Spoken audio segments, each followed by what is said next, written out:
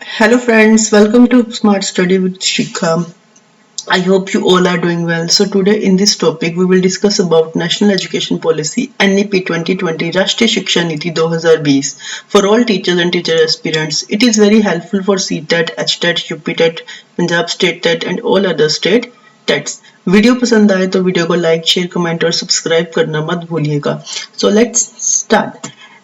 National education policy 2020 की बात करें तो in year 2020 unit cabinet ministry that is ministry of human resource development जो कि हमारी एजुकेशन मिनिस्ट्री भी है, इन्होंने नेशनल एजुकेशन पॉलिसी 2020 अप्रूव की थी under the chairmanship of Kasturi Rangan, doctor के कस्तूरी रंगन. ये जो पॉलिसी है इसके बेसिकली 5 पिलर्स हैं. फर्स्ट वन है असेस. असेस मींस असेसिबिलिटी हो, यूनिवर्सल असेसिबिलिटी हो. इक्विटी मींस इक्वल, फेयर हो, सबको एक जैसी एजुकेशन मिले. क्वालिटी मींस गुड क्वालिटी की एजुकेशन मिले जो उन्हें सेटिस्फाई करे. अफोर्डेबिलिटी मींस सब बच्चे अफोर्ड कर सके एजुकेशन को, जो कि हमने आरटीई एक्ट में भी डिस्कस किया था कि फ्री एंड कंपल्सरी एजुकेशन होनी चाहिए. अकाउंटेबिलिटी मतलब जवाबदेही हो, रिस्पॉन्सिबिलिटी हो हमारी. आगे देखते हैं. The key principles of national education policy is first one is respect for diversity and local content. जो भी हम करिकुलम और पेडागोजी डेवलप कर रहे हैं उसमें हमारी जो लोकल, जिस रीजन में हमारा स्कूल है उसमें उसकी डाइवर्सिटी और लोकल कंटेंट की रिस्पेक्ट हो. इक्विटी एंड इंक्लूजन हो, सबको एक जैसी ही शिक्षा का अधिकार मिले. और इंक्लूजन मीन्स जो भी हमारे डिसएडवांटेज ग्रुप्स हैं उनको हम इंक्लूड करें. कम्युनिटी पार्टिसिपेशन, कम्युनिटी में पार्टिसिपेट कर सके ताकि हमारे में फिलेंथ्रोपिक बिहेवियर जो कि सोशल सर्विस का बिहेवियर है उसको हम अडॉप्ट कर सके. यूज ऑफ टेक्नोलॉजी, टेक्नोलॉजी का यूज कर सके हम अपनी एजुकेशन में, उसको इंटीग्रेट कर सके. वेरियस टेक्नोलॉजी की जो टेक्निक्स हैं उनको हम यूज कर सके. ऑनलाइन एजुकेशन पे ज्यादा फोकस कर सके. Next one is emphasise conceptual understanding. बच्चे को कंसेप्ट से हमने एजुकेशन को बढ़ाना है, ना कि उसको रट्टा लगवाना है. यूनिक कैपेबिलिटीज, हर एक बच्चे में अपनी यूनिक कैपेबिलिटीज होती है, उसको रिकॉग्नाइज करना, आइडेंटिफाई करना ताकि उसकी होलिस्टिक डेवलपमेंट हो सके. Critical thinking and creativity, critical thinking के ऊपर ज्यादा ध्यान देना ताकि बच्चा कुछ नया इनोवेटिव क्रिएट कर सके, लॉजिकल रीजनिंग कर सके, डिसीजन मेकिंग कर सके. And the last one is continuous review. Continuous review में ये है कि हम बच्चे की रेगुलर असेसमेंट कर सके कि उसका कितना विकास हुआ है. तो ये थे हमारे की प्रिंसिपल्स. नेक्स्ट वन है हमारा curriculum structure, transforming curricular and pedagogical structure. अब ये हमारा स्ट्रक्चर कैसा होना चाहिए, हमारा जो एग्जिस्टिंग स्ट्रक्चर है और जो हमारा न्यू एकेडमिक स्ट्रक्चर है वो कैसा है. जो हमारा एग्जिस्टिंग स्ट्रक्चर था वो था 10 years and 2 years, that is 10 + 2. पहले के 10 साल यानी कि 6 से 16 वर्ष का बच्चा जो कि क्लास 1 से क्लास 10 तक होगा, और उसके बाद 16 से 18 वर्ष का बच्चा जो कि क्लास 11वीं से 12वीं तक होगा. इसमें आप देख सकते हैं ये जो नीचे वाला ब्लू बॉक्स है ये खाली है, मतलब फाउंडेशन को ज्यादा इंपॉर्टेंस नहीं दी गई थी. ये सिर्फ 10 + 2 का ही पैटर्न फॉलो करता था, class 1 to 10 and then after 10th class 2 more classes that is 11th and 12th. But जो नया एकेडमिक स्ट्रक्चर है, न्यू एजुकेशन पॉलिसी में जो हमने एकेडमिक स्ट्रक्चर है उसमें जो इम्पोर्टेंस है वो फाउंडेशनल स्टेज को दी गई है. ये जो है ये 5 + 3 + 3 + 4 की अप्रोच को फॉलो करता है. अब ये स्ट्रक्चर है क्या हमारा, इसमें जो पहले बच्चे के 5 साल होंगे वो होंगे हमारे फाउंडेशनल स्टेज के, जिसको भी 2 पार्ट्स में डिवाइड किया है. एज 3 to 6 में जो बच्चा होगा 3 साल तक जो बच्चा होगा वो आंगनवाड़ी, प्री स्कूल या बाल वाटिका में पढ़ेगा. और उसके बाद जो क्लास 1 and 2 है वो उसमें 6 से 8 साल का बच्चा होगा. ये जो फाउंडेशनल स्टेज है इसमें सबसे ज्यादा इंपॉर्टेंस दी गई है ECCE जो कि है अर्ली चाइल्डहुड केयर एजुकेशन, जो कि मल्टी लेवल होनी चाहिए, प्ले बेस्ड होनी चाहिए और एक्टिविटी बेस्ड होनी चाहिए. नेक्स्ट वन है हमारा प्रेपरेटरी स्टेज जो कि 3 सालों का है. बच्चा क्लास 3 से क्लास 5 में होगा और उसकी एज होगी 8 to 11. अब इसमें बच्चा क्या करेगा, इसमें बच्चे कुछ डिस्कवर करेगा, कुछ एक्टिविटी करेगा, उसकी क्लासरूम में इंटरेक्टिव लर्निंग होगी, अपने पीयर्स के साथ, अपने फ्रेंड्स के साथ, अपने क्लासमेट्स के साथ इंटरेक्ट करेगा, उसको थोड़ा सा लैंग्वेज का ज्ञान होगा, बेसिक मैथमेटिकल ऑपरेशंस आती होंगी उसे, clear. And next one is middle stage. Middle stage हमारे 3 इयर्स के होंगे, फ्रॉम क्लास 6 to 8। इसमें बच्चा 11 से 14 साल की उम्र का होगा। अब इसमें वो क्या करेगा, एक्सपीरियंशियल लर्निंग करेगा। Experiential learning means hands on learning करेगा, खुद करके सीखेगा, लर्निंग बाय डूइंग मेथड को अपनाएगा। वोकेशनल एजुकेशन इंक्लूड हो गई इसमें, जैसे कि ड्राइंग, पेंटिंग, कोडिंग, स्पोर्ट्स, ताकि उसके ये सारे जो है फील्ड्स में वो अपने आप को डेवलप कर सके। और लास्ट वन है हमारा सेकेंडरी स्टेज। ये 4 साल का होगा और इसमें बच्चा क्लास 9 से लेकर क्लास 12 तक होगा। उसकी एज होगी 14 से 18 साल।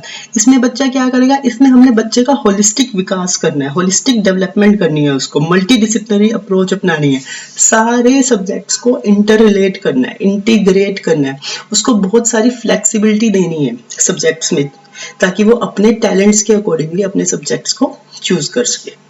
तो ये था हमारा न्यू एकेडमिक स्ट्रक्चर, जो कि 5+3+3+4 की अप्रोच को फॉलो करता है, जिसमें मेन उन्होंने फोकस किया है फाउंडेशनल स्टेज पे, जो कि है 5 साल का, 3 साल से 8 साल का इसमें बच्चा होगा। पहले 3 साल वो अपने आंगनवाड़ी या बाल वाटिका या प्री स्कूल में अपनाएगा और बाकी के 2 साल क्लास 1 और 2 में होगा। आगे देखते हैं और क्या कहते हैं हम इसके बारे में। Early childhood care and education the foundation of learning. National education policy में ECCE को फाउंडेशन ऑफ लर्निंग माना गया है, जो कि है प्ले बेस्ड हो सकती है, इंक्वायरी बेस्ड हो सकती है, alphabets, colours, shapes, indoor outdoors, counting, good behaviour, वो सारी एक्टिविटीज जो बच्चा एक प्री स्कूल में सीखता है, एक आंगनवाड़ी में सीखता है, उसके ऊपर ज्यादा फोकस किया गया है। और इसके लिए NCERT, जो कि हमारी national council of education research and technology है, उन्होंने क्लास 8 के बच्चों के लिए एक करिकुलम फ्रेमवर्क डेवलप किया है, जो कि है national curricular and pedagogical framework for early childhood care and education. Next है फाउंडेशनल लिटरेसी एंड न्यूमरेसी। जो प्रेपरेटरी स्टेज के बच्चे हैं उन्हें फाउंडेशनल मतलब बेसिक लैंग्वेज की नॉलेज होनी चाहिए, they can ability to read and write, और उन्हें बेसिक मैथमेटिकल ऑपरेशंस भी परफॉर्म करने आने चाहिए, जैसे कि multiplication, addition, division, subtraction, counting, all this.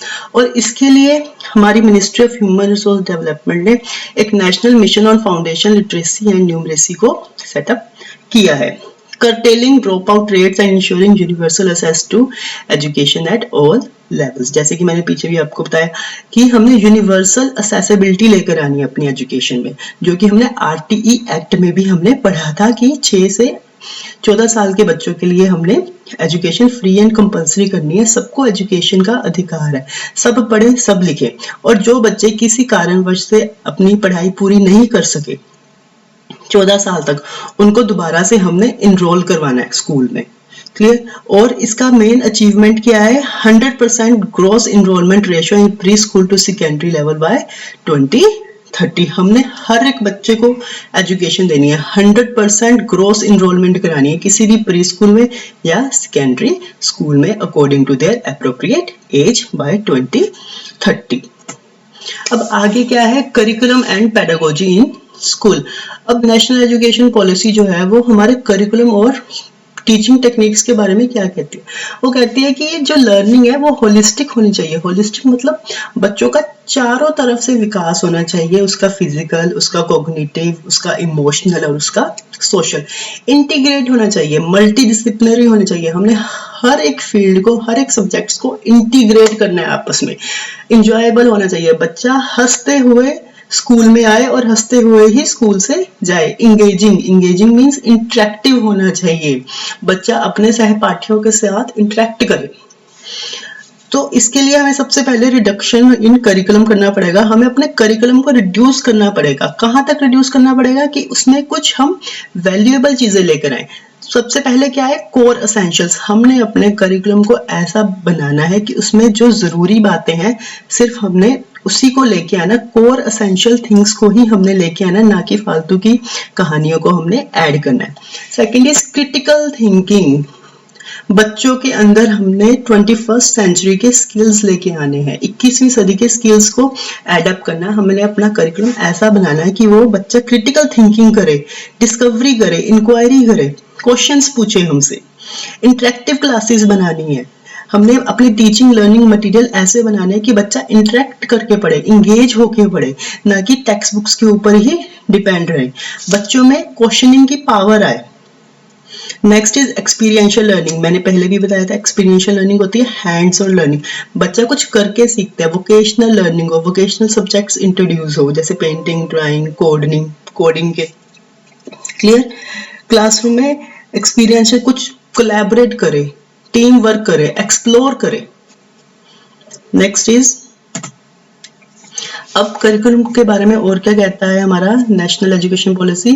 Creating holistic and well round individuals equipped with the key 21st century skill. जैसे कि अभी मैंने आपको बताया, बच्चे का हमने होलिस्टिक विकास करना है, उसके अंदर 21वीं सदी के कौशल लेकर आने हैं, 21st सेंचुरी के स्किल्स लेकर आने हैं, जो कि है critical thinking, problem solving, decision making, team work, leadership, cooperation.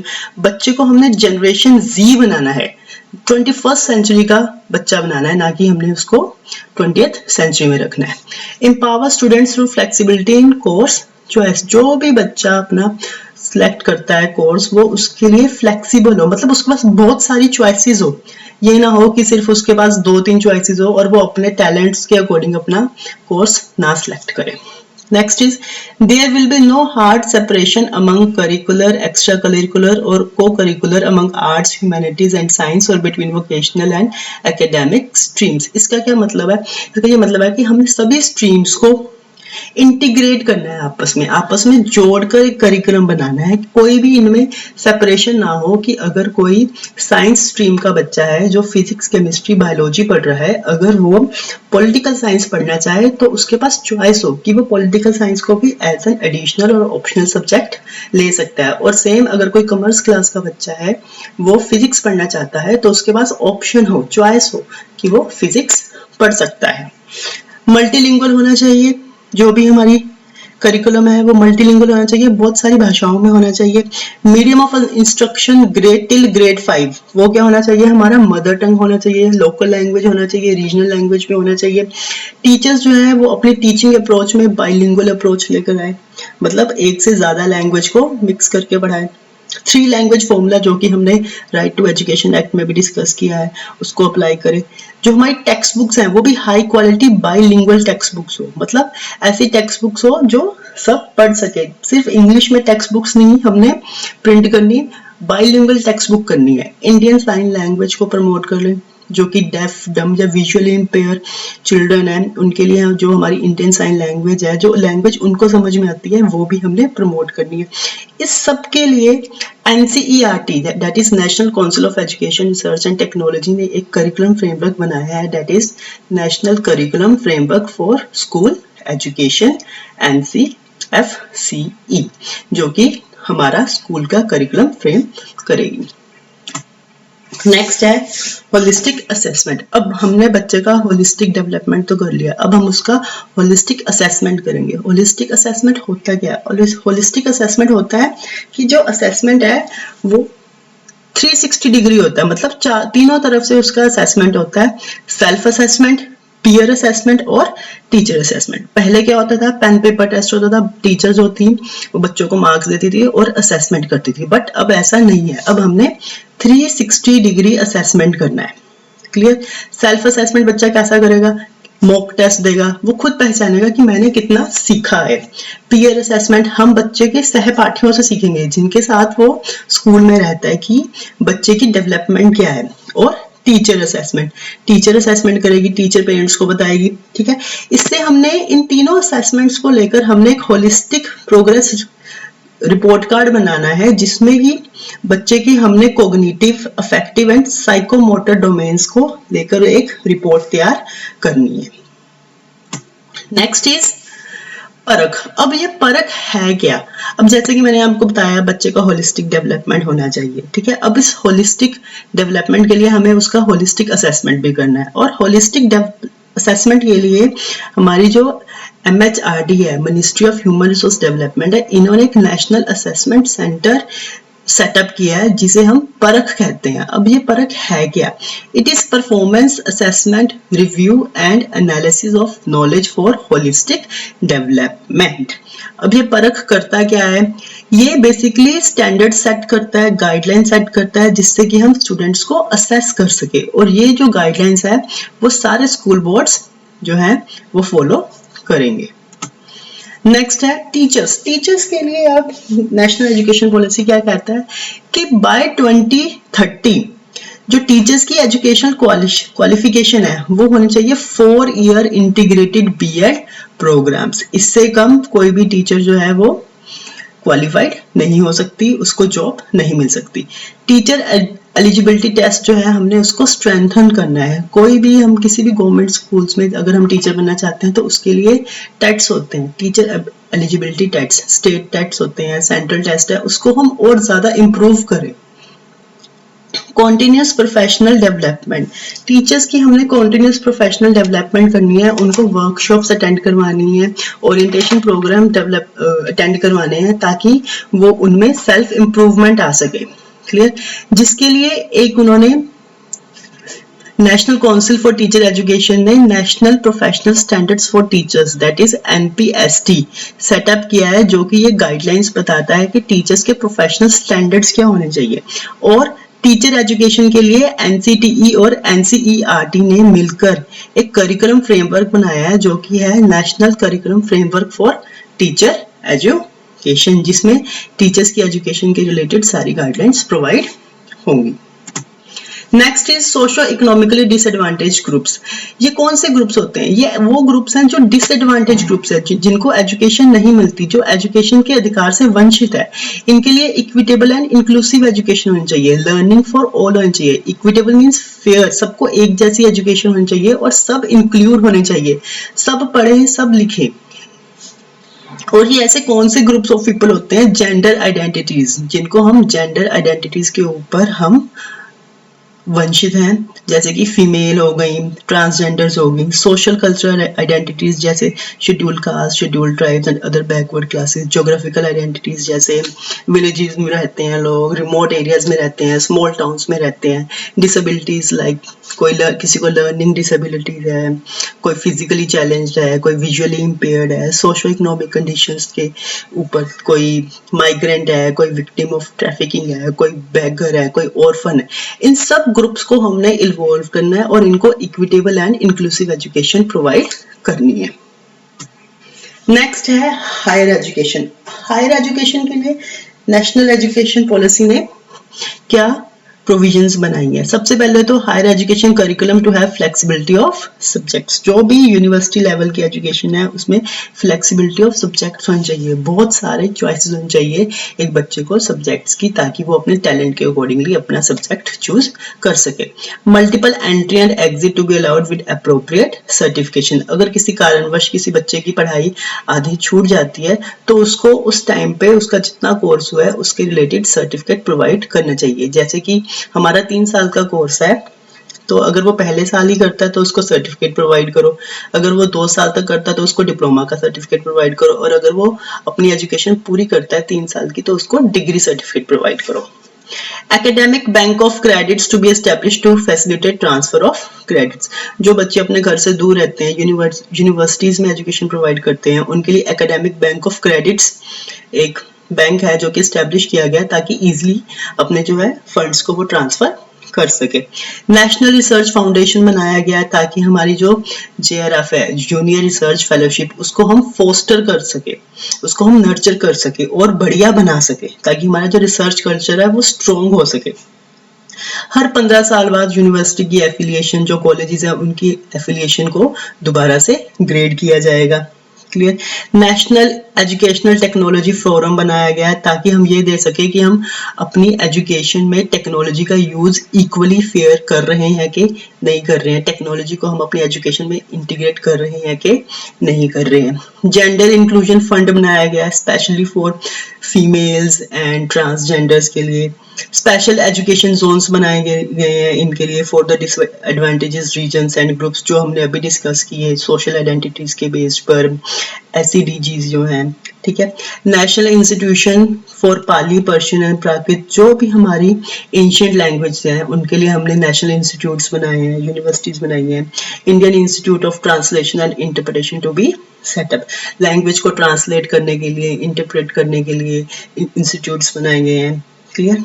और एक इसमें एक वन अम्ब्रेला इंस्टीट्यूशन बनाया गया है जो कि है higher education commission of India, जो कि सारी हायर एजुकेशन को देखेगी, उनकी वर्किंग को रिव्यू करेगी। और अदर की एरियाज कौन से हैं अपार्ट फ्रॉम दिस, अदर की एरियाज ऑफ फोकस कौन से हैं? Professional education. Professional education include करते हैं हमारी एग्रीकल्चर एजुकेशन, यूनिवर्सिटीज होगी, लीगल यूनिवर्सिटीज होगी, मेडिकल यूनिवर्सिटीज होगी, टेक्निकल यूनिवर्सिटीज होगी। इन सबको भी हमने आपस में इंटीग्रेट करना है ताकि एक मल्टी डिसिप्लिनरी अप्रोच को हम फॉलो कर सके। Next is adult education. Adult education जो है वो एक लाइफ लॉन्ग प्रोसेस होनी चाहिए, ठीक है, जिसमें कि एक बेसिक नॉलेज हो सबको, बेसिक लैंग्वेज की नॉलेज हो, नॉर्मल हमें रीड करना आता हो, मैथमेटिकल ऑपरेशंस आते हो, हमारी वोकेशनल नॉलेज हो हमें, clear. Next is technology use and integration. Technology का यूज करना है हमने इक्विटेबल वे से, इंटीग्रेट करना है उसे हमने अपने एजुकेशन में। ICT, information and communication technology को यूज करना है हमने, clear. Last one is online and digital education, ensuring equitable use of technology. Online and digital education को हमने ज्यादा फोकस करना है, क्लियर। इसके लिए जो गवर्नमेंट है उसने दीक्षा, स्वयं प्रभा ऑनलाइन पोर्टल बनाए हुए हैं, टीवी चैनल्स बनाए हुए हैं, ताकि जो डिसएडवांटेज ग्रुप है, जो ज्योग्राफिकली डिसएडवांटेज ग्रुप है, उनको भी एजुकेशन पूरी हो सके, उनको भी हम एजुकेशन प्रोवाइड कर सके। So that's it for today. अगर आपको वीडियो पसंद आए तो लाइक, शेयर, कमेंट और सब्सक्राइब करना मत भूलेगा। सब्सक्राइब के साथ बेल आइकन का बटन जरूर प्रेस कीजिएगा ताकि मेरे चैनल पर आने वाली सारी वीडियोस का नोटिफिकेशन आपको मिल सके। अगर आप इस वीडियो का PDF चाहते हैं तो मेरा टेलीग्राम चैनल जरूर ज्वाइन करिए, जिसका लिंक आपको मेरे डिस्क्रिप्शन बॉक्स में मिल जाएगा। Thank you and have a nice day.